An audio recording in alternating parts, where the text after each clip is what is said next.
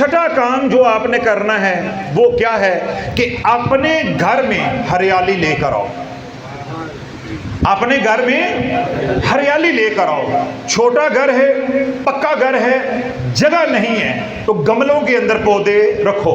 अगर अल्लाह ने बड़ा घर दिया है, कच्ची जगह है, तो लॉन बनाओ, कच्ची जगह के अंदर छोटे पौधे लगाओ। ऐसे पौधे लगाओ जिनका सरफेस एरिया ज्यादा हो। नहीं समझ रहे डॉक्टर सजाद साहब? ऐसे पौधे लगाने हैं जिनका सरफेस एरिया ज्यादा हो, जिनके पत्ते चौड़े चौड़े हों, सब्जा ज्यादा हो। मेरे कमली वाले ने इरशाद फरमाया है कि हर सब्जे के अंदर अल्लाह का जिक्र है। हर सब्जे के अंदर अल्लाह का जिक्र है। युसब्बिहु लिल्लाहि मा फिस समावाति व मा फिल अर्द। ज़मीन व आसमान का जर्रा जर्रा जिक्र कर रहा है। इंशाल्लाह अगली महफिल में हम जो यूनिवर्सल जिक्र है यही बयान उस तरफ लेकर चलेंगे। आज मैंने बुनियाद उसकी बना दी है। तो जब आपके घर में वो जिक्र होगा जो यूनिवर्सल है, कहाँ होगा? जो आपने गमले रखे होंगे, बेलें लगाई होंगी या ज़मीन में पौधे लगाए होंगे। आर्टिफिशियल की बात नहीं हो रही, आर्टिफिशियल की मसनूई की बात नहीं हो रही। नेचुरल पौधे लगाने, छोटे लगाओ, बड़े लगाओ, घास लगाओ, दरख्त लगाओ, लेकिन चौड़े चौड़े पत्तों वाले लगाओ जो साया भी दे, फल भी दे, खुशबू भी दे, या जिनके पत्ते चौड़े हों, सरफेस एरिया ज़्यादा हो। जितने पत्ते ज़्यादा होंगे, जितना सब्ज़ा ज़्यादा होगा, जितनी हरियाली ज़्यादा होगी, जितना सरफेस एरिया ज़्यादा होगा, उतना ही अल्लाह का जिक्र ज़्यादा होगा। देखिए, यहाँ बैठ के हम 10 बंदे बयान कर रहे हैं या सुन रहे हैं, तो जब हम जिक्र करेंगे तो 10 होंगे। तो अगर 1000 बंदा बैठा होगा तो जिक्र ज्यादा होगा। तो जितनी अपने घर में हरियाली लेकर आओगे अल्लाह का जिक्र होगा। अगली बात, कान बंद कर लो, क्योंकि अमल तो करना नहीं, कि सुन लिया तो फिर अमल करना पैना है। करेंगे? क्योंकि जब मैं कोई काम की बात कहता हूं, मैं अभी घर नहीं पहुंचता, हजरत साहब जे इन्ने जोगे होंदे तो फिर असी आप ही ना कर लेंदे, साढ़े घर तो खान नूं रोटी नहीं, हुण पौधे कित्थों लैके आईए। तो भाई आप में से जो लोग साहब माल बैठे हैं या जिन्होंने ज़कात निकाली है, फिर मैं उनका तरला करता हूँ, कुछ मैं डालता हूँ, तो अगली बार महफिल में आओगे तो सारे पौधे लेके आना, जेडे गरीब बैठे 10-10 दे के टोरे आ जाए। तो जब हमने काम नहीं करना होता तो हम बहाने ढूंढते हैं, हम बहाने ढूंढते हैं। अल्लाह बोलो ये हरियाली घर के अंदर शयातीन को दाखिल नहीं होने देती। जिस घर के अंदर हरियाली होगी, जिस घर के अंदर पौधे होंगे, वहां से शैतान का गुजर नहीं हो सकता। ये नहीं कि शैतान सब्जे से डरता है, शैतान अल्लाह के जिक्र से डरता है जो पौधों के अंदर हो रहा है। और हमारी बदकिस्मती देखें, दुनिया की बदकिस्मत तरीन कौम है जो अपने हाथों से दरख्त काटती है, अपने हाथों से। दुनिया के तरक्की याफ्ता मुमालिक में आप पत्ता तोड़ कर दिखाएं, आप पत्ता, टहनी नहीं कह रहा, दरख्त काटना नहीं कह रहा, आप पत्ता तोड़ कर दिखाएं, आपको पता चल जाएगा क्या होता है आपके साथ। पूरा मुल्तान कॉलोनियां बनाते बनाते उजाड़ के रख दिया है। लाखों की तादाद में आमों का दरख्त, 25-25, 30-30 साल, 40-40 साल पुराना दरख्त। इस खानका में सिर्फ 2 दरख्त आएंगे, इतने बड़े बड़े दरख्त, ऑक्सीजन के प्लांट, प्योरिफिकेशन प्लांट लगे हुए थे, बर्बाद करके रख दिए हवस के पीछे, माल के पीछे। तो लवलो नेगेटिव एनर्जी नंगा नाच नहीं करेगी तो और क्या करेगी? हमारे घरों में बेबरकतियां नहीं आएंगी, तबाही नहीं आएगी तो और क्या होगा? अब जो कुछ हमारा कौमी सतह पे हो रहा है वो हो रहा है, वो मेरे आपके बस की बात नहीं है। अपने घर की सोचो, अपनी इस्लाह करो। तो आज के बाद क्या करना है? घर छोटे हैं तो छोटे पौधे, हर महीने 1 पौधा ले लो, 100 वाला 150 वाला 1 ले लो। इंशाल्लाह 1 साल के अंदर तुम्हारा घर पूरी गली से मुनफरद हो जाएगा। घर में सुकून.com होगा, बीमारियां रफू शक्कर हो जाएगी, बरकत होगी, अल्लाह का जिक्र होगा। जो आप कहते हो कि मेरे घर में बच्चे नमाज नहीं पढ़ते, कुरान की तिलावत नहीं करते, सुस्ती रहती है, ये सारी सुस्ती निकल जाएगी, क्योंकि 24 घंटे अल्लाह का जिक्र होता रहेगा। तेरे घर में रहमत का नजूल होगा। जब इतनी रहमत आएगी, जो तेरे ऊपर नहुसत है, बच्चों के ऊपर नहुसत है या अमारत के ऊपर नहुसत है, वो नहुसत कम होती जाएगी। इंशाल्लाह फिर तू भी रब का जिक्र करने वाला बन जाएगा। तो ये कितने अवामल हो गए या कितने काम हो गए? 6। तो अल्लाह के जिक्र के साथ साथ क्या है कि हमने जो कुदरती तौर पे गॉड गिफ्टेड हमें जिक्र मिल रहा है बगैर तकद्दुर उसका भी एहतमाम करना है। इस तरह आपका ऑफिस है, उसमें इंडोर प्लांट्स होते हैं, आप इंडोर प्लांट्स लगाएं। वर्कशॉप है या आपकी दुकान है, वहाँ पे आप 2-4 गमले ऐसे रखो जो रात को मार खा जाएं। जब आप नर्सरी वालों से बात करोगे तो वो इंशाल्लाह आपको सारा गाइड करेंगे। अल्लाह वालों, जब बंदा काम करने पे आ जाता है ना, सब कुछ हो जाता है। कितने घर हैं आप में से होंगे जिन्होंने एक्वेरियम रखा हुआ है, मछलियाँ पाली हुई हैं। मुझे याद है कि वो वक्त पीपल्स पार्टी का जब 1-1 घंटे के बाद लाइट जाती थी। आजकल भी लोड शेडिंग बहुत है, उन दिनों में तो बहुत होती थी, लाइट जा रही आ रही जा रही 1-1 घंटे बाद। उस वक्त भी लोगों ने वो एक्वेरियम के अंदर मछलियां रखी हैं, उनके लिए उन्होंने यूपीएस लगा, पता नहीं क्या क्या जुगाड़ लगा के अपना शौक पूरा किया है। तो तू रब के जिक्र का शौक पूरा नहीं कर सकता? उन्होंने मछलियां पाल ली, तेरे से पौधे नहीं पलते।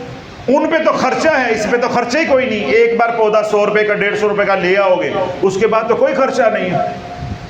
पानी लगाना है ना, तो पानी लगाने का भी सवाब है, पानी पिलाने का भी सवाब है, सफाई करने का भी सवाब है, जो कटिंग करेगा उसका भी सवाब है, देखभाल करेगा उसका भी सवाब है।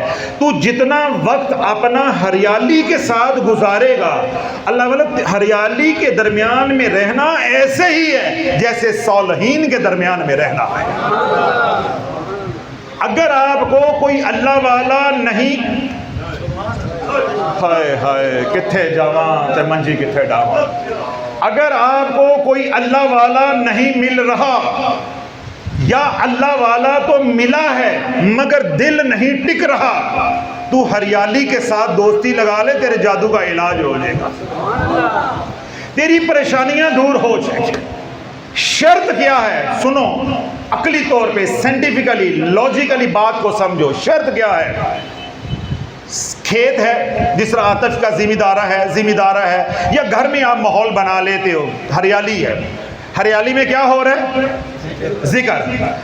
जो जिक्र हरियाली कर रही है वही जिक्र जब तू करेगा तो तेरी फ्रीक्वेंसी जब उसकी फ्रीक्वेंसी से मैच हो गई ते पंजे क्यों ते सिर कड़ाई, तेरी परेशानियां खत्म हो जाएंगी। अब ये पौधों में बनने वाली तमाम पॉजिटिव हीलिंग एनर्जी तेरे अंदर आएगी, तेरी बीमारियां भी खत्म, तेरा जादू भी खत्म, तेरी लड़ाई झगड़े भी खत्म, सारे मसाइल तेरे आहिस्ता आहिस्ता हल हो जाएंगे।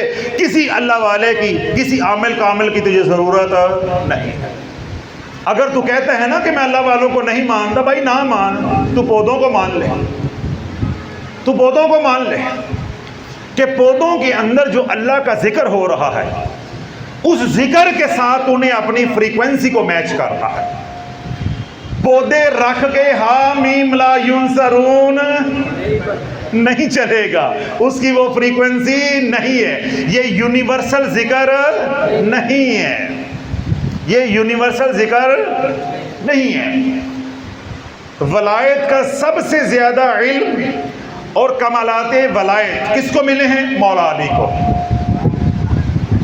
किसको मिले हैं? मौला अली को। शिरिंद परिंद की बोलियों का इल्म सैयदना मूसा अलैहिस्सलाम और सैयदना सुलेमान अलैहिस्सलाम के बाद जिसको सबसे ज्यादा मिला है वो है मौला अली, वो हस्ती है मौला अली।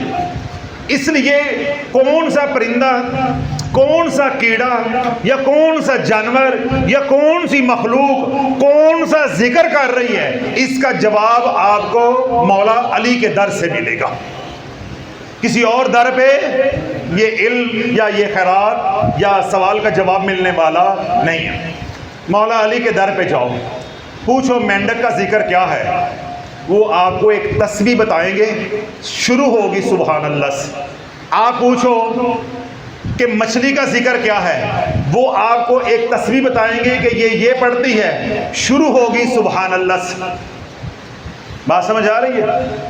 आप गाय बैल है, ऊंट है, बकरी है, उसका जिक्र पूछोगे, वो ये बताएंगे कि बकरी चुगाली करते ये पड़ती है, ऊंट चुगाली करते ये पड़ता है, शेर धाड़ता हुआ ये पड़ता है।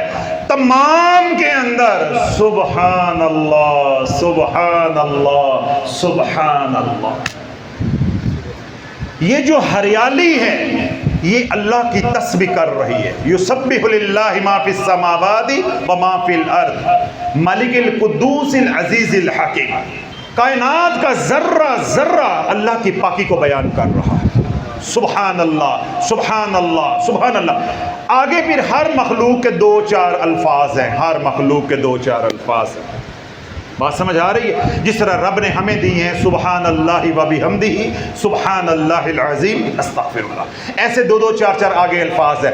लेकिन जो बुनियादी जिक्र है वो क्या है? सुबहान अल्लाह। जब तेरे कहे हुए सुबहान अल्लाह की एनर्जी की फ्रीक्वेंसी हरियाली की फ्रीक्वेंसी से मैच हो जाएगी, अब अंदर भी पॉजिटिव एनर्जी और बाहर से भी पॉजिटिव एनर्जी आएगी। तो मैंने क्या कहा? जादू है तो वो खत्म, बीमारियां हैं तो वो खत्म, घर बैठे तेरा इलाज हो जाएगा।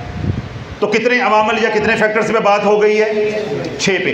अल्लाह के जिक्र के साथ क्या हमने एहतमाम करना है? हरियाली। अपनी दुकान पे, अपने ऑफिस में, अपनी वर्कशॉप है या घर है, तो हमने हर महीने एक दो पौधे खरीदने हैं। और अगर अल्लाह ने दिया हुआ है तो कल ही जाके अन्नी पा दे आज। अगर तो अल्लाह ने दिया हुआ है तो कल ही कम चुक दे जाए, फटे चुक दे जाए। तो अगर हालात माड़े माड़े हैं मेरी तरह, तो जिस तरह मैं किस्तों में काम करता हूँ इस तरह पे किस्तों में काम करना है। यानी हर महीने 2 4 5 खरीदते रहो। मैं आतिफ की तरले करता हूँ, आतिफ यार वो इतने पौधे फुला के ला दो, इतने फुला के ला दो। अभी मैंने मुल्तान से भी, यहाँ से भी खरीदे हैं, क्योंकि मुल्तान में जितने पौधे लेकर आते हैं आधे ज़ाया हो जाते हैं। पिछले दिनों आपको पता गर्मी बहुत ज़्यादा थी, बहुत से ज़ाया हो गए।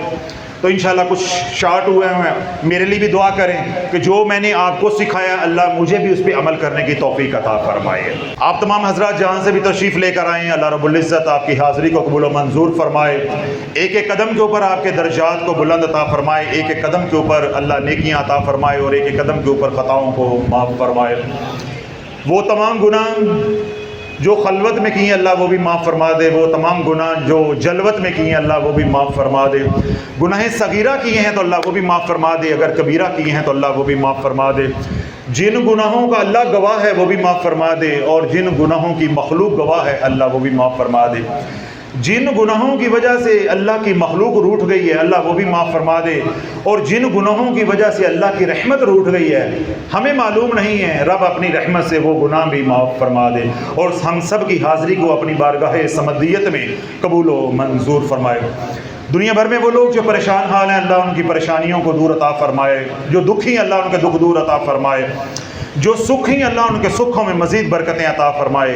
अल्लाह ने जिनको माला माल किया है, नेमतों से नवाजा है, अल्लाह फ्यूज़ व बरक़ात नाज़िल फरमाए ताकि वो नेमतें उन्हें भी हंडाना नसीब हो और उनकी नस्लों को भी हंडाना नसीब हो। आप समेत दुनिया भर में जो लोग परेशान हाल हैं, बीमार हैं, बदनी बीमार हैं, रूहानी बीमार हैं, घरों में हैं या अस्पतालों में हैं, बच्चे हैं, बूढ़े हैं, शहरी हैं या देहाती हैं, औरतें हैं या मर्द हैं, अरबी हैं या अजमी, अल्लाह सब को सेहत वाली, सलामती वाली, खैर वाली, बरकत वाली हयाती अता फरमाए। दुनिया भर से वो लोग जो शाफिया सोशल मीडिया के साथ जुड़े हैं, हमारे मुतल्लकीन हैं, हमारे मुहिब्बीन हैं, हमारे मुखलिसीन हैं, या वो तमाम लोग आप हजरात की तरह जो दारुल शिफा के साथ जुड़े हैं, या वो लोग जो सिलसिला अलिया कादरिया शाफिया में मुरीद हैं, या दुनिया भर से वो लोग जो शाफिया रूहानी सेंटर इंटरनेशनल पर अपने इलाज मुआवजे के लिए आते हैं, अल्लाह सब की जान की, माल की, औलाद की, ईमान की, इज़्ज़त की हिफाजत फरमाए। आप हजरात समेत दुनिया भर से वो लोग जो हमारे से अकीदत रखते हैं, मोहब्बत करते हैं, या वो लोग जो दावत व तबलीग का अपने मकाम पर रहकर काम कर रहे हैं, या शाफी की फ़िक्र को, सोच को, सदा को घर घर में पहुँचा रहे हैं, या वो खुश नसीब जो खानका की माली, बदनी, वक्ती खिदमत करते हैं, अल्लाह उनकी जान की, माल की, औलाद की, ईमान की, इज़्ज़त की हिफाजत फरमाए। अल्लाह उनको हर तरह के शर से, करज से, मरज से, ज़िल्लत से, इल्लत से और किल्लत से महफूज फरमाए। जो ज़िंदगी हम गुजार चुके उस पर हम तौबा के तलबगार हैं। जो बकिया ज़िंदगी अल्लाह अपने महबूब अलैहिस्सलातु वस्सलाम के ज़ेर कदम रह कर ग़ुलामी वाली गुजारने की तौफीक अता फरमाए। हमारी बकिया ज़िंदगी इस्लाम पर हो और हम सब का ख़ात्मा ईमान पर हो। अल्लाह रब्बुल इज़्ज़त हमें बुरे वक्त से, बुरी बीमारी से, बुरी सोबत से और हम सब को बुरी मौत से महफूज फरमाए। जो हमने मांगा अल्लाह वो भी अता फरमाए, और जो हमारी ज़रूरतें हैं अगर हम रब की बारगाह में अर्ज़ कर नहीं सके तो अल्लाह लब कुशाई से पहले हम सब को अता फरमाए। सुब्हान रब्बिक रब्बिल इज़्ज़ति अम्मा यसिफून व सलामुन अलल मुरसलीन वल्हम्दुलिल्लाहि रब्बिल आलमीन।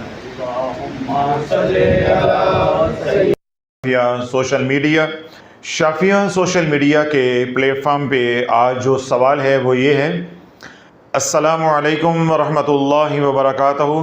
हज़रत साहब, मैं आपके बयानात शुरू से सुन रहा हूँ। अल्हम्दुलिल्लाह बहुत मालूमात में इजाफ़ा हुआ है और शऊर भी आया है।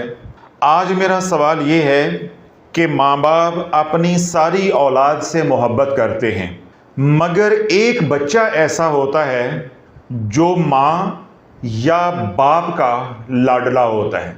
यानी 4 बच्चे हैं, 3 बच्चे हैं, 6 बच्चे हैं, उनमें से कोई एक बच्चा ऐसा होता है जो माँ का या तो लाडला होता है या बाप का लाडला होता है।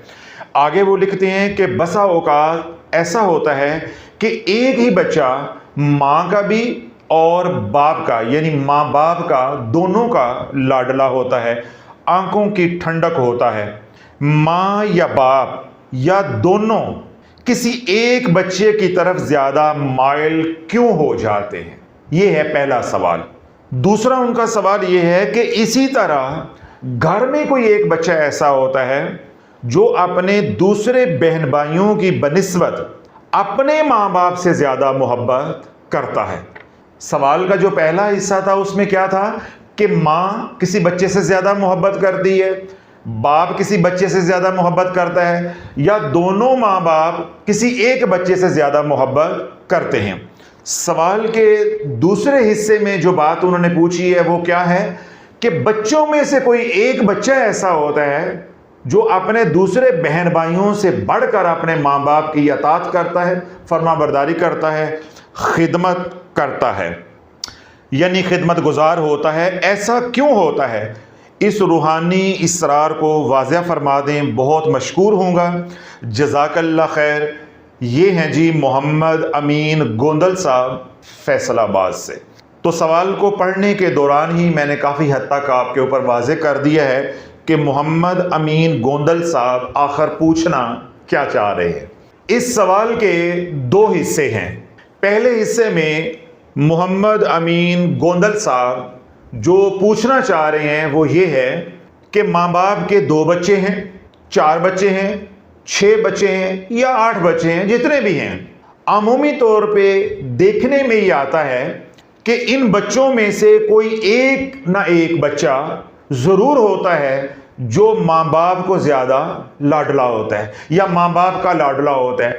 बसा औकात ये होता है कि एक बच्चा माँ का लाडला होता है और कोई दूसरा बच्चा या तीसरा बच्चा या चौथा बच्चा बाप का लाडला होता है। बाज़ दफ़ा ऐसी सूरत हाल भी देखने को आती है कि एक ही बच्चा माँ का भी लाडला होता है और बाप का भी लाडला होता है। आपने देखा होगा कि अक्सर औकात वो बच्चा जो घर में सबसे पहले पैदा होता है वो माँ बाप का लाडला बन जाता है या माँ का लाडला बन जाता है या सिर्फ बाप का लाडला बन जाता है। इसी तरह आपने देखा होगा अपने घर में भी, अपने रिश्तेदारों में भी, कि जो आखिरी बच्चा होता है वो माँ का या बाप का या दोनों का लाडला हो जाता है। और बसा औकात ऐसा सिनेरियो भी बन जाता है कोई दरमियान का बच्चा होता है वो माँ बाप का लाडला बन जाता है। ये है पहला सवाल। दूसरा सवाल या जो सवाल का दूसरा हिस्सा है वो ये है कि बच्चे हैं 4, 6, 8 जितने भी, उनमें से कोई एक बच्चा ऐसा होता है जो माँ बाप से टूट के मोहब्बत करता है। यानी माँ बाप किसी और बच्चे से मोहब्बत करते हैं मगर उन बच्चों में से एक बच्चा होता है जो माँ बाप से मोहब्बत अपने बहन भाइयों की बनिस्बत बहुत ज़्यादा करता है। ये है लुब्बे लुबाब दोनों सवालात का जो पूछे हैं मोहम्मद अमीन गोंदल साहब ने, जिनका ताल्लुक है फैसलाबाद से। अल्लाह वालों, चाहे माँ का लाडला हो, चाहे बाप का लाडला हो, चाहे दोनों का लाडला हो, या दूसरे सवाल में जो बात पूछी गई है कि कि कोई बच्चा मां की खिदमत ज्यादा करता है या मां से ज्यादा प्यार करता है, या कोई बच्चा बाप से ज्यादा प्यार करता है, या कोई बच्चा दोनों मां बाप से ज्यादा प्यार करता है। कोई भी सिनेरियो हो, कोई भी सूरत हाल हो, वजूहात हैं दो। कितनी वजूहात है? दो। मेजर काजिस, मेजर फैक्टर्स वो दो हैं। बाकी हैं माइनर काजिस या माइनर फैक्टर्स, उनको हम डिस्कस नहीं करेंगे, बात उलझ जाएगी। ये इसरार आपके ऊपर कभी भी वाजे नहीं होगा कि ऐसा क्यों होता है, ये क्यों की आपको समझ नहीं आएगी। हम अपनी बात को महदूद रखेंगे दो फैक्टर्स तक। जब इन दो फैक्टर्स को डिस्कस करेंगे डिटेल में, तो कई माइनर फैक्टर्स या माइनर काजिस ऑटोमेटिकली डिस्कस हो जाएंगे।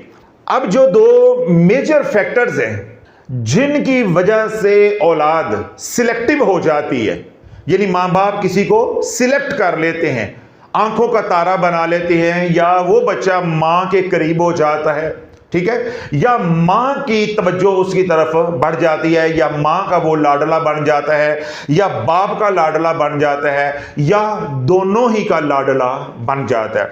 उसकी पहली वजह है गॉड गिफ्टेड ओरा। गॉड गिफ्टेड ओरा, ये जो हमारे गिर्द इलेक्ट्रोमैग्नेटिक शील्ड है, ये जो ह्यूमन ओरा है, ये जो इलेक्ट्रिक फील्ड है, ये जो एनर्जी का ह्योला है हमारे गिर्द, समझ आ रही बात, ये खुदा दाद है। अगर तो ये गॉड गिफ्टेड इलेक्ट्रोमैग्नेटिक फील्ड या गॉड गिफ्टेड ह्यूमन ओरा किसी को ऐसा मिला है कि जिसकी जिसकी रिजेंबलेंस या जिसकी कंपैटिबिलिटी मां के साथ ज्यादा है, अगर मां के साथ ज्यादा होगी तो वो बच्चा मां का लाडला हो जाएगा। अगर ह्यूमन ओरा जो कि अल्लाह ने अता की है, ये अपने बस की बात नहीं है। मैंने क्या कहा कि बेसिक फैक्टर्स दो ही हैं या बेसिक काजिज दो ही हैं। उनमें से पहली क्या है? ह्यूमन ओरा, वो है गॉड गिफ्टेड।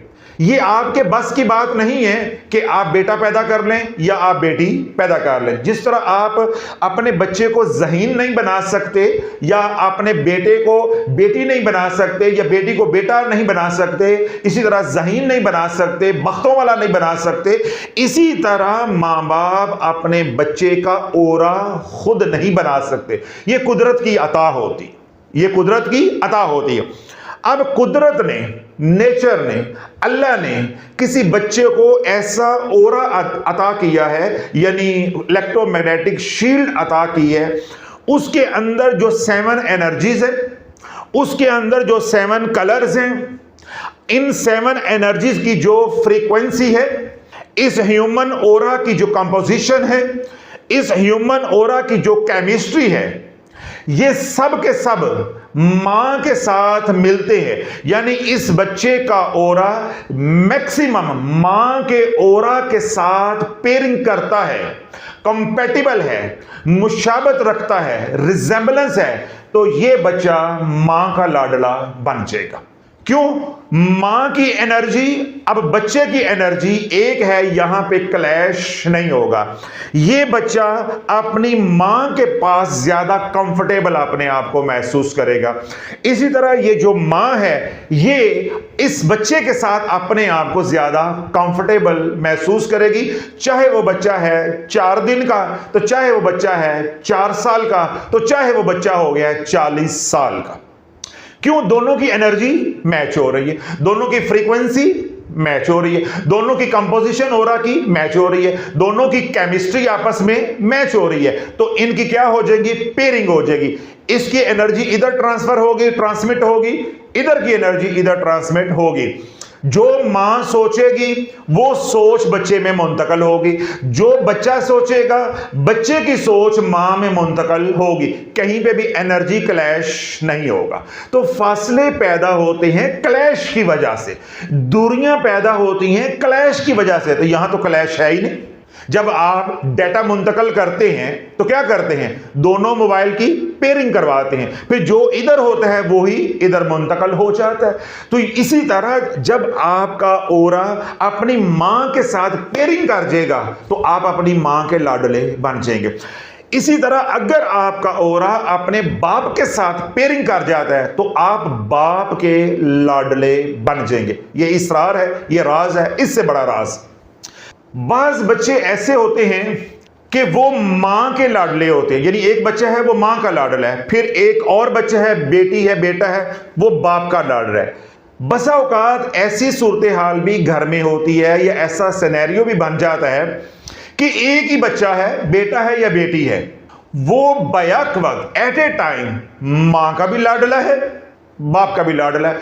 बाकी बच्चों के ऊपर एक शफकत है, मोहब्बत उनके साथ भी मां बाप को होती है। अब उन 6, 4 या 8 बच्चों में से एक बच्चा ऐसा है जो मां का भी लाडला है और बाप का भी लाडला है। यहां पे एक राज है। जिन घरों में ऐसा होगा, जिन घरों में ऐसा होगा कि एक बच्चा है 4 में से, 6 में से, 8 में से, जो एट ए टाइम मां का भी लाडला है, बाप का भी लाडला है, ये तब होगा अगर मियां बीवी की आपस में बनी होगी। अगर मियां बीवी की आपस में बनी होगी, अल्लाह बोलो, अगर आपने ये देखना हो कि मियां बीवी की आपस में बनी है, आप सिर्फ शाफी के कहने पे एक क्रॉस क्वेश्चन करो। क्या करो? एक क्रॉस क्वेश्चन करो, सब कुछ सामने आ जाएगा। थैया थैया कब होती है या नहीं होती, या आई लव यू प्रोग्राम है, सब कुछ सामने आ जाएगा। 2 मियां बीवी बैठे, यानी औरत और मर्द बैठे, मां बाप बैठे, उनसे पूछो आपके कितने बच्चे हैं। क्या पूछो? कितने बच्चे हैं? वो कहे जी हमारे 4 बच्चे हैं, हमारे 6 बच्चे हैं, हमारे 8 बच्चे हैं, हमारे 7 बच्चे। कुछ बोलेंगे ना। आपने सिर्फ ये सवाल करना है, इन 4 बच्चों में से या इन 6 बच्चों में से आपको प्यारा कौन सा लगता है? मां से पूछना है। मां कहेगी मुझे इमरान से ज्यादा प्यार है। किससे ज्यादा प्यार है? इमरान से। अगला सवाल आपने बड़ा मीसना बन के करना है, क्योंकि शाफी के साथ चलना है ना, तो बड़े कंफर्टेबल तरीके के साथ, बड़ा पीसफुली, ग्रेसफुली, किसी को भिनक भी ना पड़े कि ये मुझे स्कैन कर रहा है। दूसरा सवाल आपने ये करना है, मियां साहब की तरफ इशारा करके, जो उस औरत का शोहर है, यानी बाप की तरफ इशारा करके, इनको कौन सा बच्चा जो है वो ज्यादा प्यारा लगता है। अगर मां ये जवाब दे कि इनको भी इमरान से प्यार है, तो समझ आना है कि दोनों की आपस में बनी हुई है। अगर वो औरत कहे कि मुझे तो इमरान से प्यार है मगर इनको अब्दुस समद प्यारा लगता है, तो समझ जाना कि इन दोनों का, यानी मां बाप का, इस मर्द और औरत का ओरा अलग अलग है। इनकी कंपोजिशन, इनकी केमिस्ट्री, इनकी एनर्जी, इनके कलर्स मुख्तलिफ है। इन मियां बीवी के अंदर वो हार्मोनी नहीं है जो होनी चाहिए। बीवी की कुछ और सोच है, मियां की कोई और सोच है, बीवी का मजाज कुछ और है और शोहर का मजाज कुछ और है। यहां से अल्लाह वालों ये भी डायग्नोज हो जाता है, अगर मां कुछ पसंद कर रही है, बाप कुछ पसंद कर रहा है, मां को जो है वो इमरान पसंद है, बाप को अब्दुस समद पसंद है। जब दोनों की पसंद मुख्तलिफ है, इसका क्या मतलब है? दोनों का मजाज अलग अलग है। और अगर आप दोनों मियां बीवी जो कि अननोन है, आप नहीं जानते, आप सिर्फ मेरे कहने पे तहकीक कर रहे हैं, आप उनसे पूछते हैं कितने बच्चे हैं, वो औरत कहती है मेरे 4 बच्चे हैं।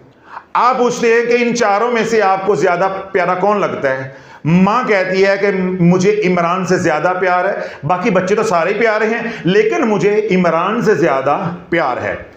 अब आपने दूसरा सवाल करना है।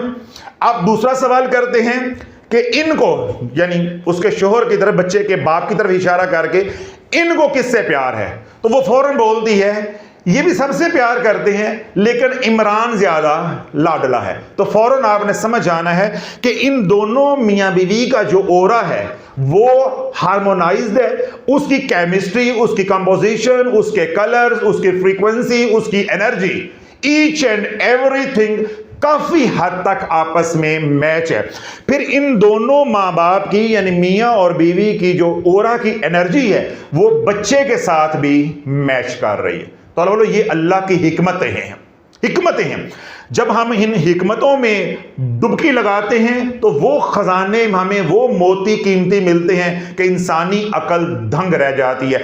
आप सिर्फ ओरा को स्टडी करना शुरू कर दो, ओरा को समझना शुरू कर दो, आपको A to Z इंसान की सारी जिंदगी समझ आना शुरू हो जाएगी। तो ये आपको बात समझ आ गई कि जो गॉड गिफ्टेड ओरा होता है, ओरा मेरे आपके बस में नहीं है। जो बच्चा इस दुनिया में आता है, जिस तरह वो अपना रिस्क लेकर आता है, अपने मुकद्दर लेकर आता है, जैसा उसका ओरा होगा वैसे ही उसके मुकद्दर होंगे। ओरा का दूसरा नाम लक है। नहीं समझ रहे। मेरा ख्याल है आपके ऊपर से गुजरना शुरू हो गया बयान, जिस तरह आपके औसान खता हो रहे हैं। मैं फार्म में आ रहा हूं और आपकी हवाइयां उड़ना शुरू हो गई हैं। हम आम जुबान में इस्तेमाल करते हैं, या शरीयत की इस्तिलाह हम इस्तेमाल करते हैं, तकदीर तकदीर तकदीर, या किस्मत किस्मत किस्मत। जब आप साइंटिफिकली बात करोगे तो तकदीर के दूसरे मानी हैं ओरा। जैसे आप अपनी तकदीर खुद नहीं लिख सकते, संवार सकते हैं, बेहतर बना सकते हैं मेहनत के साथ। इसी तरह आप अपना ओरा नहीं बना सकते। जैसे आपको आपकी तकदीर कुदरत की तरफ से मिलती है, रब की तरफ से अता होती, अच्छी या बुरी, इसी तरह ओरा आपको रब की तरफ से मिलता है। आगे जाके आप अपने अच्छे या बुरे आमाल से उसे बिगाड़ भी सकते हैं और उसे संवार भी सकते हैं। जो बुनियादी कंपोजिशन है, बेसिक कंपोजिशन है, एनर्जी है, फ्रीक्वेंसी है, केमिस्ट्री है, वो आपके बस की बात नहीं है, माँ बाप के बस की बात नहीं है। ये अल्लाह की अता है, गॉड गिफ्टेड है। तो मैंने जो बात या जो नुक्ता आपको वाज़े किया है वो ये कि there are 2 factors. Major factors कितने हैं? 2। पहला क्या है? Aura, God gifted. अगर बच्चे का ओरा मां के ओरा के साथ मैच कर जाएगा, मैक्सिमम जितना ज्यादा मैच करेगा उतनी पेयरिंग ज्यादा होगी, उतना ही वो बच्चा मां का लाडला हो जाएगा, मां के करीब हो जाएगा। अगर उस बच्चे का ओरा बाप के साथ मैच कर जाता है तो जिस लेवल का वो मैच करेगा उतना ही वो बच्चा लाडला हो जाएगा। तीसरी बात मैंने ये समझाई है, अगर बच्चे का ओरा मां और बाप दोनों के साथ मैच करता है तो वो बच्चा मां का भी लाडला होगा और बाप का भी लाडला होगा। ये है पहला फैक्टर। दूसरा फैक्टर है स्ट्रॉन्ग फोकस या स्ट्रॉन्ग कंसंट्रेशन। ये 2 फैक्टर्स हैं। मैंने शुरू में ये वाज़ेह कर दिया था कि there are so many factors. बाकी तमाम फैक्टर्स या काजेस जो हैं वो क्या हैं? माइनर है, मामूली हैं। जब हम उनकी डिटेल में जाएंगे तो इसरार आपके ऊपर खुलेगा नहीं, बल्कि आप इश्काल का शिकार हो जाएंगे और आप कंफ्यूज हो जाएंगे। तो जब आप इन 2 फैक्टर्स को डिटेल में समझ लेंगे तो कई माइनर फैक्टर्स आपको खुद ब खुद ही समझ आ जाएंगे। तो पहला मैंने क्या समझाया है? गॉड गिफ्टेड ओरा, यानी अल्लाह की तरफ से जो ओरा बंदे को अता होता है, तकदीर या किस्मत इंसान को मिलती है, एक तो वो फैक्टर है। दूसरा मैं ये बता रहा हूं स्ट्रॉन्ग फोकस या स्ट्रॉन्ग कंसंट्रेशन। अब उर्दू जुबान में समझ लें, तवज्जो। क्या है? तवज्जो।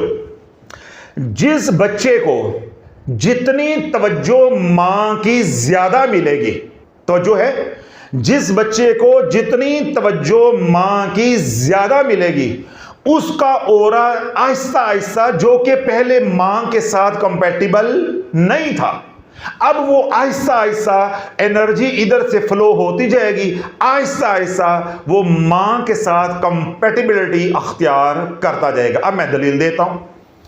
देखें, जब घर में पहले बच्चे की शादी होती है, बेटा हो या बेटी हो, तो अमूमी तौर पे ये होता है कि उनका जो बच्चा पैदा होता है, यानी आपका नवासी पोता या पोती आती है, तो घर में 15-20 साल का गैप होता है, कोई बच्चा नहीं होता।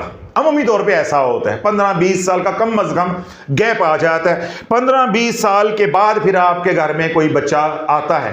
उसका नतीजा क्या निकलता है? जब पहला बच्चा आता है, बेटा हो या बेटी हो, नाना भी टूट पड़ता है, नानी भी टूट पड़ती है, दादा भी टूट पड़ता है, दादी भी टूट पड़ती है। तो माँ बाप तो फिर माँ बाप ही, ठीक है, और जो दीगर रिश्तेदार हैं वो भी हैं।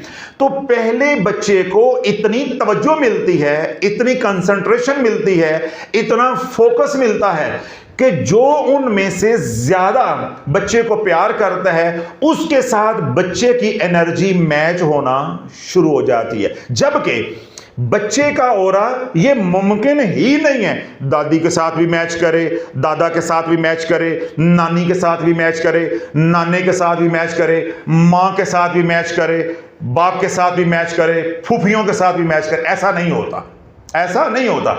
किसी एक आध के साथ बच्चे का ऑरा मैच करता है। उसका नतीजा क्या निकलता है? आपने देखा कि कोई बच्चा ऐसा होता है कि वो खाला से ज्यादा फूफी से प्यार करता है, कोई बच्चा ऐसा होता है कि वो फूफी से कम खाला से ज्यादा प्यार करता है, कोई बच्चा ऐसा होता है कि वो नानी से कम नाना से ज्यादा प्यार करता है, कोई बच्चा ऐसा होता है दादा से कम लेकिन दादी को उससे बहुत ज्यादा प्यार होता है। इसी तरह कोई बच्चा होता है मां से कम बाप से ज्यादा प्यार करता है। तो इसका इन्हिसार किस पे है कि जिसके साथ बच्चे का ऑरा जितना ज्यादा मैच करेगा, बच्चा उसी शख्स के साथ, चाहे वो मर्द है या औरत है, अटैच होता जाएगा, अटैच होता जाएगा। ये हो गई नेचुरल बॉन्डिंग। तो जो रखिएगा, अब बातें जरा मुश्किल शुरू हो रही हैं। ये हो गई नेचुरल बॉन्डिंग, ये आपके हाथ में नहीं है, ये आपके हाथ में नहीं है, ये कुदरत के हाथ में है। अब जो आगे काम शुरू होना है वो मेरे आपके हाथ में, वो मेरे आपके हाथ में है। दूसरा फैक्टर मैंने क्या बताया है? स्ट्रॉन्ग फोकस, स्ट्रॉन्ग फोकस या कंसंट्रेशन। क्या है? कंसंट्रेशन। आपके घर में बेटा हुआ, आपके घर में बेटा हुआ, जॉइंट फैमिली है। अब जॉइंट फैमिली में जो फूफी है, ठीक है, उसने आपके बच्चे को उठाया, प्यार दिया, मोहब्बत दी, शफकत दी, ठीक है, उसकी पोटियां साफ की, उसका पेशाब साफ किया, उसका पैम्पर साफ किया, उसको सिरिलैक खिलाया, उसको सुलाया, खिलाया, हर तरह उस बच्चे का ख्याल रखा। यानी फूफी अब बहुत ज्यादा जो है वो बच्चे को वक्त दे रही है। ये जो बहुत ज्यादा फूफी वक्त दे रही है, इसका नतीजा क्या निकलेगा कि फूफी की कंसंट्रेशन, फूफी का फोकस जब उस बच्चे के ऊपर ज्यादा होगा तो फूफी के ऑरा की जो एनर्जी है वो इस बच्चे में मुंतकल होती जाएगी। उसका नतीजा आखिर में जाके क्या निकलेगा कि 3-4 महीनों के बाद, यानी कम से कम 3-4 जो 21-21 दिन के साइकिल्स होते हैं, या 3 चांद यानी कमोपेश कह लें कि 60 से 70 दिन जो होते हैं, इनके अंदर अंदर फूफी की एनर्जी और इस बच्चे की एनर्जी आपस में मैच होना शुरू हो जी, जो कि शुरू में नहीं थे। अब ये बच्चा फूफी से ज्यादा प्यार करेगा, मां से कम प्यार करेगा, बाप से कम प्यार करेगा, खाला से या किसी और रिश्ते से कम प्यार करेगा। इसी तरह बच्चा है, बेटी है या बेटा है, उसको खाला ने गोद ले लिया, अल्लाह ना करे मां का सिजेरियन हुआ, मां बीमार हो गई, हफ्ता 10 दिन अस्पताल में रही, बाद में उसकी तबीयत भी नासाज रहना शुरू हो गई या कोई और हालातों वाकयात थे, तो मां बच्चे को उस तरह नहीं इब्तदाई दिनों में तवज्जो दे सकी जैसे मां को देनी चाहिए थी। तो अब ये तवज्जो किसने दी? खाला ने। किसने दी? खाला ने। खाला ने महीना, 1.5 महीना या छिले के दौरान उस बच्चे को मां बनकर पाला, संभाला। तो इस दौरान उस बच्चे के ऑरा के अंदर खाला की एनर्जी मुंतकल होना शुरू हो जाएगी। यानी मैं समझाना ये चाह रहा हूं, कहना ये चाह रहा हूं, नुक्ता ये वाजे करना चाह रहा हूं, या इसरार आप ये खोलना चाह रहा हूं कि गॉड गिफ्टेड ऑरा के बाद हम ऑरा को बिगाड़ भी सकते हैं और ऑरा को संवार भी सकते हैं। ये बिगड़ने और संवरने की बातें आ रही हैं। जो ऑरा कुदरत ने हमें दे दिया, बच्चे को दे दिया, सो दे दिया, अब जो उसके ऊपर तवज्जो ज्यादा देगा बच्चा उसका हो जाएगा। माँ बाप कहते हैं ना, ये बड़े बुजुर्ग कहते हैं कि बच्चा और कारोबार, ज़रात ये तवज्जो की होती है, पीरी मुरीदी तवज्जो की होती है। जब तवज्जो नहीं है तो कुछ नहीं है। मुर्शिद ने अगर तवज्जो हटा दी सब कुछ बिखर जाएगा, सब कुछ बिखर जाएगा। आपने देखा पिछले 13-14 साल में हमारे पास लाखों लोग आए हैं, जो ही वो तवज्जो से निकलते हैं फिर कुरान की तिलावत भी जाती है, दुरूद पाक भी जाता है, जिक्र अज़कार तस्बीहात भी जाती हैं, फिर खानका आना नसीब भी नहीं होता है, फिर यहाँ तक कि ये सुन्नत भी उतर जाती है और दाढ़ी भी साफ हो जाती। क्या हुआ कि शेख का दिल दुखाया, अब तवज्जो से निकल गए, तवज्जो हट गई। जब तक तवज्जो है तो शेख की एनर्जी उधर मुंतकल होती रहेगी, मुंतकल होती रहेगी। मैंने रजत के बयानात के अंदर भी ये नुक्ता समझाया था कि अगर माँ वज़ाइफ कर रही है, मेरे ख्याल है कि मैंने 15-20 बयानों के अंदर ये फिक्रा बोला हुआ है कि अगर माँ वज़ाइफ कर रही है मुल्तान में और वो रजत का शिकार हो गई है, उसकी बेटी रहती है कनाडा में, वो वहां रह के उजड़ जाएगी।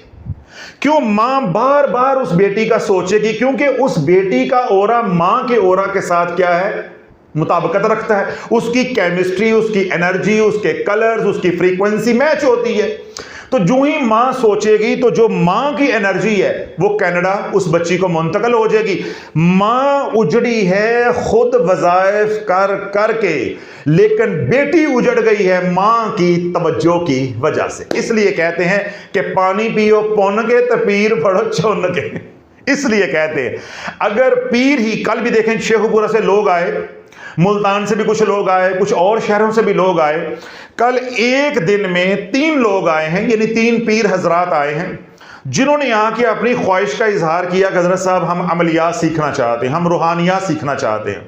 मैंने उन्हें तो कोई बात नहीं कही, अब कह रहा हूँ, वो मेहमान है अल्लाह उसके रसूल के, मैंने जो डांट डपट करनी होती है वो बयान में करता हूँ। आपको मालूम है जब लोग यहाँ शाफिया रूहानी सेंटर इंटरनेशनल पर आते हैं तो जो हम उनसे प्यार कर सकते हैं, खिदमत कर सकते हैं, जितने हमारे पास वसाइल हैं अल्हम्दुलिल्लाह उसके अंदर रहते हुए हम करते हैं। तो हम उधर तो मैं कुछ नहीं कह सकता था। आज मैं ये बात कह रहा हूँ कि तीनों हजरात ने किस ख्वाहिश का इजहार किया कि हजरत साहब हम पीरी मुरीदी सीखना चाहते हैं, यानी पीर बनना चाहते हैं, हम अमलियात सीखना चाहते हैं, हम रूहानियात सीखना चाहते हैं। पीछे क्या था कि जी हमें मखलूक की खिदमत करने का मौका मिलेगा। नो नो, रोकड़ा रोकड़ा शाफी इतना चूचा नहीं है कि पीछे क्या है, पीछे रोकड़ा है, दुनिया है कि दुनिया आएगी। बाकी ये बुरी बात नहीं है, अगर कोई मेहनत करता है, सीखता है और अपने फ़न के, अपने वक्त के पैसे लेता है तो ये हलाल है, शर्म जायज़ है। अब अलग जब उन तीनों हस्तियों ने, तीनों पीरों ने, पीर एज़ाम ने जब अपनी ख्वाहिश का इजहार किया कि हम पीर बनना चाहते हैं, हम आमिल बनना चाहते हैं, हम रूहानिया या अमलियात सीखना चाहते हैं, तो मैंने खामोशी अख्तियार की। दर मेहमान मैं कुछ कह नहीं सकता। अब मैं ये कह रहा हूं कि अगर वो मेरी जिंदगी में नहीं तवज्जो कर रहे, मजा नहीं आ रहा बात का, मैं क्या कह रहा हूं, अगर वो तीनों पीर हजरात मेरी जिंदगी में या अपनी जिंदगी में रज्जत से निकल गए तो जो मेरी जिंदगी में बड़े बड़े मौजज़ात रूनुमा हुए हैं ना, जिनसे मैंने अपने रब को पहचाना है कि जो 100% नामुमकिन था मगर मुमकिन हो गया, ये मौजज़ा हो गया ना, अकल में नहीं आ रहा, मौजज़ा हो गया। तो ऐसे मौजज़ात में से एक मौजज़ा होगा अगर वो तीनों अशखास जो कल आए हुए थे मुख्तलिफ शहरों से, वो रज्जत से निकल गए, जबकि उनकी ख्वाहिश क्या है कि हम पीर बन जाएं, हम आमिल बन जाएं, हम फिर जो है लोगों का काम करेंगे, फिर हमें पैसा आएगा। मैंने पहले कहा है ये कोई बुरी बात नहीं है, फन है, वो सीखते हैं, उनका रोजगार है, जायज़ है, शर्म जायज़ है। मैं क्या समझा रहा हूं कि अगर वो अपनी जिंदगी में इस रजत जैसे कैंसर से निकल जाते हैं तो ये एक मौजज़ा होगा उन मौजज़ात में से जो मेरी जिंदगी में हुए हैं, या उनकी जिंदगी में एक मौजज़ा होगा। अगर मैं अकली तौर पे, इल्मी तौर पे बात करूं, नामुमकिन है, नामुमकिन है। इस कदर बुरी रज्जत का वो शिकार है, इस कदर वो बुरी रज्जत का शिकार है, नामुमकिन है। यानी इंसानी इल्म, इंसानी तसर्रुफ वहां तक जा ही नहीं सकता कि उनको क्लियर कर दे। हाँ, मुजज़ा तो और बात होती है ना, वो तो कुदरत की ताकत होती है, अल्लाह की ताकत होती है, बंदे का इशारा होता है, वो तो बात और हो जाती है। अल्लाह उनको अपनी कुदरत कामिला से, रज्जत से निकाल दे तो वो निकल जाएं मेरे आप से, वज़ाइफ से, तावीज़ धागे से, मुशक्क़त और रियाजत से जिंदगी बार नहीं निकल सकते, जिंदगी बार नहीं निकल सकते। अब ये तीनों हजरात का बेटा लाडला है, मैं आ रहा हूं बात की तरफ, बेटा लाडला है या बेटी लाडली है, जितना ये उसको सोचेंगे इनकी एनर्जी उधर मुंतकल होती जाएगी। ये तो अपनी गलतियों से मरे, इनकी औलादें इनके आमाल की वजह से भीड़ चढ़ जाएंगे। जिस तरह मां ने वजीफे पढ़े दुनिया बनाने के लिए या अपनी आखिरत बनाने के लिए या जिस मकसद के लिए भी पढ़े, चलो मां ने तो की एक गलती, तो बेटी की गलती क्या है? कोई गलती नहीं है। अब मां के साथ क्योंकि उसकी अटैचमेंट है बेटी की, या मां की उधर अटैचमेंट है या बेटी की इधर अटैचमेंट है, दोनों का ओरा क्या है? मुताबिकत रखता है, कंपैटिबिलिटी है, केमिस्ट्री मिलती है, उनकी पेयरिंग हो रही है। तो जूं जूं मां वीडियो कॉल करेगी, ऑडियो कॉल करेगी, बार बार सोचेगी, बार बार बेटी का ख्याल जेहन में लेकर आएगी, तवज्जो करेगी, तो जो हालात मां के हैं उससे भी बदतर हालात बेटी के हो जाएंगे, उससे बदतर हालात बेटी के हो जाएंगे। अब मान लो इसी तरह एक मासूम बच्चा है, पहला बच्चा है, दूसरा है, तीसरा है, पांचवा है, आठवां है, कोई भी नंबर है, उसको तवज्जो दी मैंने तो मेरी एनर्जी उसमें मुंतकल होना शुरू हो जाएगी, उसको तवज्जो दी आपने तो आपकी एनर्जी उसमें मुंतकल होना शुरू हो जाएगी। इसलिए मैंने कहा कि अगर मां तवज्जो देगी, अंडर फोकस रखेगी, अंडर स्ट्रॉन्ग कंसंट्रेशन रखेगी, तो वो बच्चा मां का लाडला बन जाएगा। फूफी अपने अंडर फोकस करेगी, अंडर कंसंट्रेशन करेगी, तो वो फूफी का लाडला हो जाएगा, खाला का लाडला हो जाएगा, या कोई भी रिश्ता घर में है उसका वो लाडला हो जाएगा, उसकी अटैचमेंट उधर बढ़ जाएगी। फिर यहां तक अटैचमेंट बढ़ जाएगी कि वो मां के साथ सोएगा भी नहीं। यानी दिन में तो चलो बच्चे होते हैं ना, खेलते रहते हैं, जहां खाने को मिलेगा, खेलने को मिलेगा, बच्चे वहीं खुश रहते हैं, या कोई और बच्चे हैं तो उनके साथ वो खेलता रहेगा, खुश रहेगा। लेकिन रात को बच्चे मां के पास होते हैं तो वो इतना अटैच होता जाएगा, अगर एनर्जी मुंतकल होती जा रही है तो वो बच्चा रात को भी उसी रिश्ते के पास रहेगा। यानी दादी है तो दादी के पास, इस तरह नानी है तो नानी के पास, फूफी है तो फूफी के पास, अगर खाला आई हुई है तो खाला के पास रहेगा। वो मां को भूल जाएगा। क्यों भूल रहा है? कि उसको एनर्जी अट्रैक्ट कर रही है, एनर्जी अट्रैक्ट कर रही है। अब आओ तरीकत में या तसव्वुफ में या पीरी मुरीदी की तरफ, जो मुरीद मुरीद सादिक होगा, जो मुरीद सादिक होगा, अपने मुर्शिद की आंखों का तारा होगा, खिदमत गुजार होगा, अतात करने वाला होगा, फर्मा बरदार होगा, तो मुर्शिद की तवज्जो उस मुरीद के ऊपर ज्यादा होगी। उसका नतीजा क्या निकलेगा? कि एक दिन मुर्शिद उस मुरीद को अपने ही रंग में रंग देगा, अपने ही रंग में रंग देगा। जो इधर कमालात हैं ये तमाम कमालात उधर मुंतकल हो जाएंगे। अब अल्लाह वालों, ये है साइंस या ये है मैकेनिज्म कि एक वक्त लगेगा इधर की एनर्जी उधर मुंतकल होते हुए। हमें लोग आकर क्या कहते हैं? हजरत साहब अल्लाह ने आपको बड़ा नवाजा है, हजरत साहब पाकिस्तानी को बातियां तो बड़ी मिठियां मिठियां करनियां आती है ना, लेपा पोछी तो बड़ी कर देने, ये तो खलोते बंदे तो कपड़े ला देंगे फट गए, तो बड़ी मीठी मीठी बातें करें। हजरत साहब अल्लाह ने आपको बड़ा नवाजा है, बारगाह रसालत में आपकी रसाई है, आपके पास मोक्कलात हैं, आपके पास जिन्नात हैं, तो सब हमारे पे भी रहम करें, हमें भी कोई अता करें। मैं क्या है लाया रिमोट है गई या तस्बीह है तो लाया भाई, ये कमालाते वलायत या ये फैज़ान या ये किताबी इल्म एक पल में मुंतकल नहीं हो सकता। जब ये किताबी इल्म एक लम्हे में मुंतकल नहीं हो सकता, या एक घंटे में, एक साथ में, एक दिन में मुंतकल नहीं हो सकता, तो बातन एक दिन में या एक घड़ी में, एक मुलाकात में मुंतकल हो जाएगा। और क्यों तुम्हारी मत मारी गई? क्यों तुम्हारी मत मारी गई? आकर ऐसे तकाजे करोगे, ऐसे सवाल करोगे कि अपना जाहिल होना साबित कर रहे होते और दूसरे बंदे को भी परेशान करते हो, अपने बुजुर्गों को भी जाके परेशान करते हो, और ये साबित करते हो कि हम इसके अहल नहीं, हम इसके अहल नहीं है। दो बातें। हजरत सैयदना अब्बास, किस किस ने नाम सुना हुआ? मौला अब्बास का। हुजूर अलैहिस्सलातु वस्सलाम से आपने यमन की गवर्नरशिप मांगी। किसकी गवर्नरशिप मांगी? यमन की।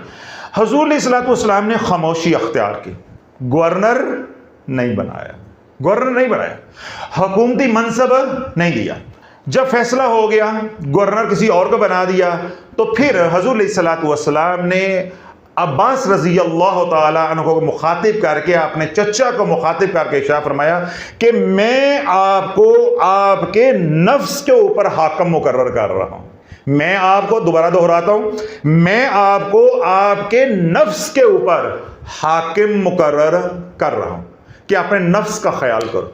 फिर उसके बाद अल्लाह के नबी अलैहिस्सलातु वस्सलाम ने इरशाद फरमाया सहाबा की तरबियत के लिए कि जो ओहदा मांगे उसको कभी ओहदा ना दिया जाए, उसके अहल नहीं होता। जो आकर वलायत मांगे, जो आकर फैजान मांगे, जो आकर तसर्रुफ मांगे, जो आके तासीर मांगे, वो उसका अहल नहीं होता। पहली बात। दूसरी दलील मैंने ये दी है कि अगर आपका बच्चा हाफिज़ कुरान बनना चाहता है, कारी उसको बनाना भी चाहता है, आप भी उसको बनाना चाहती हैं, आपकी ख्वाहिश भी है, क्या कारी उसको एक दिन के अंदर हाफिज़ कुरान बना सकता है या एक